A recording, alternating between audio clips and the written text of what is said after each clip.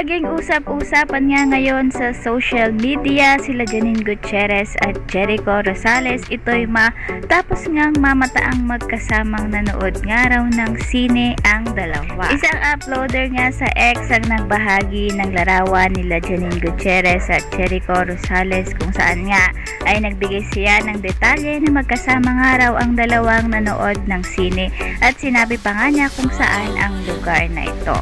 Tanong naman niya ay may connection daw pala ang dalawa. Anyways, komento naman ng ilang netizen ay wag daw gawa ng issue lalo na at may paparating ang bagong proyekto sila Janine Gutierrez at Jericho Rosales na makakasama nga niya rito si Miss Jody Santa Maria at ilan pa ngang mga mahuhusay na artista.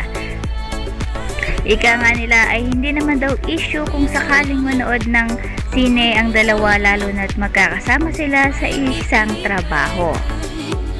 Anyways, nalalapit na nga po nating mapanood sa Primetime Bida ang pinakabagong teleserye na ito ni Janine Gutierrez with Mr. Jericho Rosales and Miss Jody Santa Maria. Kaya naman po abangan natin na tutukan ang teleseryeng ito ni Janine Gutierrez.